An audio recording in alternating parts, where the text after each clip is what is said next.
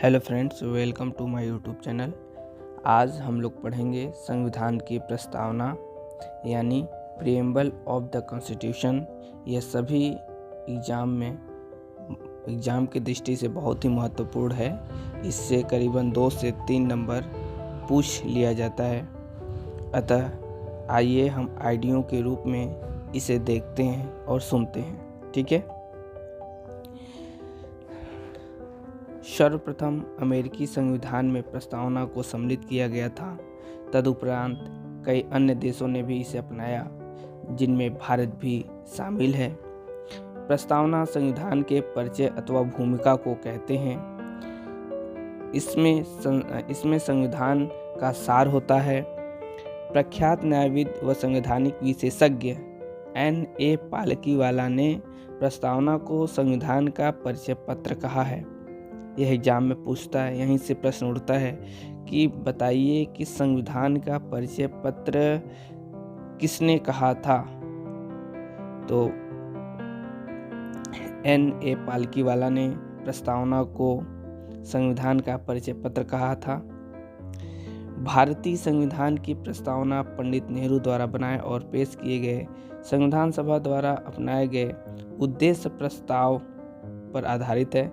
इसे 42वें संविधान संशोधन अधिनियम 1976 द्वारा संशोधित किया गया, जिसमें इसमें समाजवादी, धर्मनिरपेक्ष और अखंडता शब्द सम्मिलित किए गए।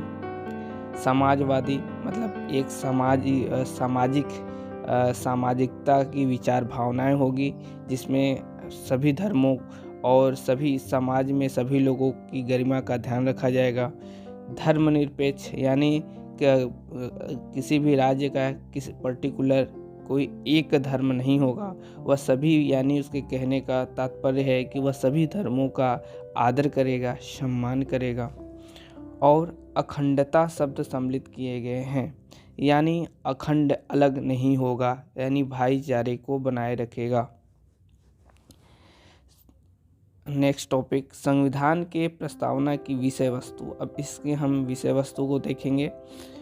अपने वर्तमान स्वरूप में प्रस्तावना को इस प्रकार पढ़ा जाता है जैसे, हम भारत के लोग भारत को एक संपूर्ण प्रभुत्व संपन्न समाजवादी धर्मनिरपेक्ष लोकतांत्रिक गणराज्य बनाने के लिए और इसके समस्त नागरिकों को सामाजिक और आर्थिक, राजनीतिक न्याय, विचार, अभिव्यक्ति, धर्म, विचार व उपासना की स्वतंत्रता, प्रतिष्ठा और अवसर की समानता प्राप्त करने के लिए तथा व्यक्ति की गरिमा और राष्ट्र की एकता, अखंडता सुनिश्चित करने वाला बंधुत्व बढ़ाने के लिए दृढ़ संकल्पित होकर अपनी इस संविधान सभा में आज दिनांक 26 नवंबर 1949 को एतद द्वारा इस संविधान को अंगीकृत, अधिनियमित और आत्मसमर्पित करते हैं।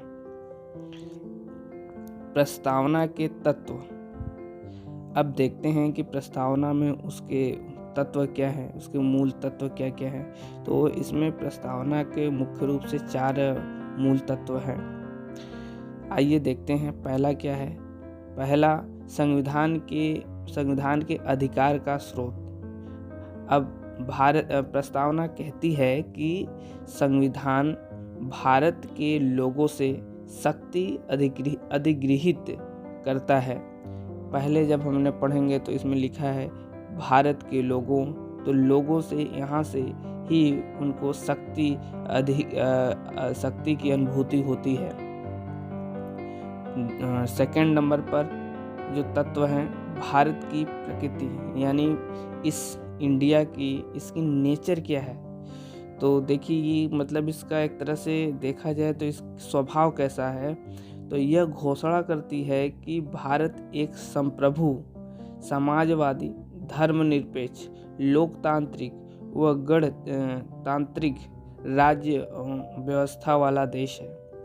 यानी इसके कहने का तात्पर्य है कि यह भारत एक संप्रभु, यानी भारत एक अपना खुद का प्रभाव, यानी अपनी डिसीजन बाहरी और आंतरिक दोनों खुद ही लेगा। किसी भी अन्य देश के बिना दबाव या बिना किसी प्रेशर के वो अपने फैसले स्वतंत्र रूप से लेगा। समाजवादी यानी समाज में रहने वाले सभी नागरिकों को गरिमा के साथ उनको उसके सामाजिक गरिमा को बनाए रखना। धर्मनिरपेक्ष यानी धर्म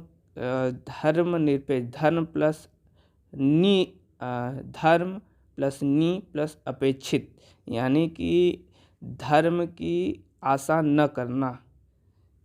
इनके कहने का तात्पर्य है कि किसी भी राज्य की सरकार किसी एक धर्म को अपेक्षित नहीं होगी, किसी एक धर्म को बढ़ावा नहीं देगा। वह यानी सभी धर्म को वह एक समान रूप से रखेगा और सबका सम्मान करेगा। लोकतांत्रिक व गणतांत्रिक राज व्यवस्था वाला देश है। अब हमारे यहाँ लोकतांत्रिक यानी जनता के द्वारा चुने हुए प्रतिनिधि ही शासन करते हैं।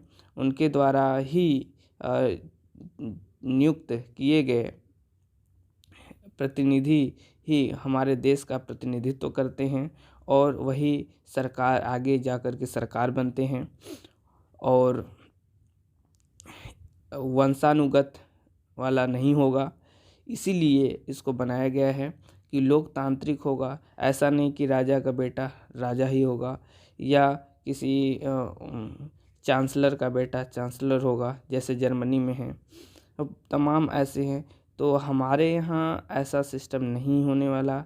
हमारे यहाँ कैसा होगा? लोकतांत्रिक, यानी लोगों के द्वारा बनाए गए तंत्र से ही उसमें राजा बनेंगे, यानी या प्रेसिडेंट, सीएम, पीएम सब लोग बनेंगे। ठीक है। संविधान के उद्देश्य। अब इसका उद्देश्य क्या है? ये 3rd नंबर पर है इसके तत्व में कि संविधान के उद्देश्य। इसके अनुसार न्याय, स्वतंत्रता, समानता व बंधुत्व संविधान के उद्देश्य हैं। अब देखिए, इसमें एग्जाम में पूछता है कि दे देगा न्याय, स्वतंत्रता, समानता व बंधुत्व। अब इसी में धर्मनिरपेक्ष या कुछ ऐसा जोड़ देगा जिससे कहेगा कि इसमें से कौन सा नहीं है, उस संविधान के उद्देश्य में कौन सा नहीं है, तो आपको अलग करना होगा। तो ये आपको याद रहना बहुत ही ज़रूरी है। तो पहले चलिए आइए हम याद भी करा देते हैं आपको। पहला न्याय, स्वतंत्रता, समानता, बंधुत्व। तो हम जब मौलिक अधिकार पढ़ते हैं, हाँ, राइट फंडामेंटल, तो उसमें पहले समानता का अधिकार दिया हुआ है, फिर स्वतंत्रता का अधिकार दिया गया है, फिर उसके बाद ये तो 2 हो गए। अब इसमें ये न्याय देते हैं, न्याय, और फिर बंधुत्व संबंधित के उद्देश्य, यानी फिर भाईचारे का उसमें तो रहता नहीं, लेकिन ये केवल आप एक याद रख लें कि बंधुत्व, भाईचारा संविधान का ये सबसे बड़ा उद्देश्य है कि एक दूसरे से भाईचारा बना रहे।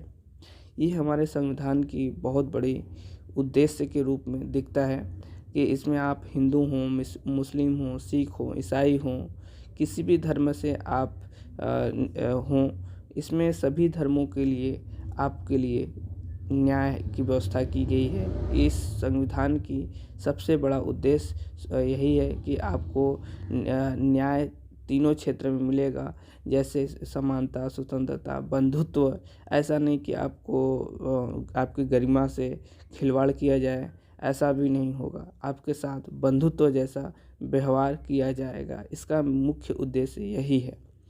संविधान लागू होने की तिथि, ये चौथा, इसकी प्रस्तावना में 4 मूल तत्व में चौथा नंबर पर है संविधान लागू होने की तिथि। यह 26 नवंबर 1949 की तिथि का उल्लेख करती है।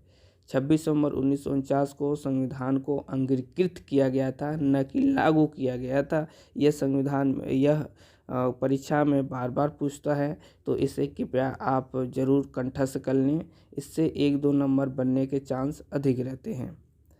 1 मिनट। प्रस्तावना में मुख्य शब्द।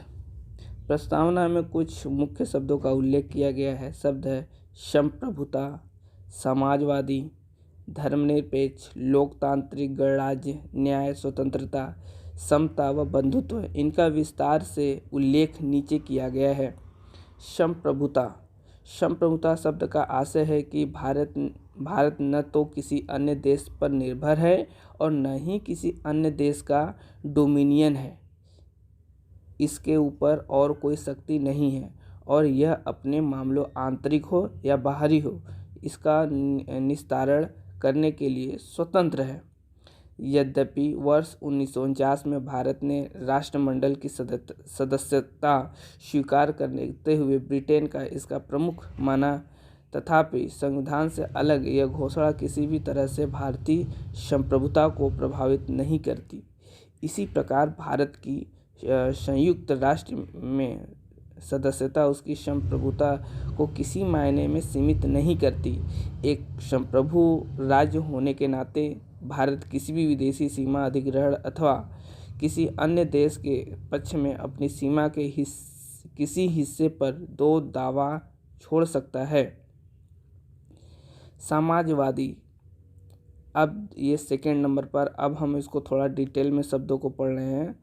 तो पहला हमने संप्रभुता पढ़ा, अब दूसरा पढ़ रहा हूँ समाजवादी। अब देखिए समाजवादी के बारे में इसमें क्या लिखा है। वर्ष 1976 के 42वें संविधान संशोधन से पहले भी भारत संविधान में नीति निर्देशक सिद्धांतों के रूप में समाजवादी लक्षण मौजूद थे, यानी DPSP, direct principle of state policy. दूसरे शब्दों में जो भारत पहले संविधान में अंतर्निहित थी उसे स्पष्ट रूप से जोड़ दिया गया और फिर कांग्रेस पार्टी ने समाजवादी स्वरूप को स्थापित करने के लिए 1955 में अवार्डी सत्र में एक प्रस्ताव पारित कर उसके अनुसार कार्य किया। यह बात ध्यान देने योग्य है कि भारतीय समाजवाद लोकतांत्रिक समाजवाद है, न कि साम्यवादी समाजवाद, जिसे राज्य मिश्रित समाजवाद भी कहा जाता है, जिसमें उत्पादन और वितरण के सभी साधनों का राष्ट्रीयकरण और निजी संपत्ति का उन्मूलन शामिल है। लोकतांत्रिक समाजवाद मिश्रित अर्थव्यवस्था में आस्था रखता है, जहां सार्वजनिक व निजी क्षेत्र साथ साथ मौजूद रहते हैं। जैसा कि सर्वोच्च न्यायालय कहता है कि लोकतांत्रिक समाजवाद का उद्देश्य गरीबी, उपेक्षा, बीमारी व अवसर की असमानता को समाप्त करना है। भारतीय समाजवाद मार्क्सवाद और गांधीवाद का मिला जुला रूप है, जिसमें गांधीवादी समाजवाद की ओर ज़्यादा झुकाव है। उदारीकरण, निजीकरण एवं वैश्वीकरण की नई आर्थिक नीति 1991 हालांकि समाजवादी प्रतिरूप को थोड़ा लचीला बनाया है। सेकंड नंबर पर हो गया समाजवादी। अब थर्ड नंबर पर धर्मनिरपेक्ष का अर्थ समझेंगे। धर्मनिरपेक्ष शब्द को भी 42वें संविधान संशोधन अधिनियम 1976 द्वारा जोड़ा गया। जैसा कि उच्चतम न्यायालय ने 1974 में कहा था, यद्यपि धर्मनिरपेक्ष राज्य शब्द का स्पष्ट रूप से संविधान में उल्लेख नहीं किया गया तथापि इस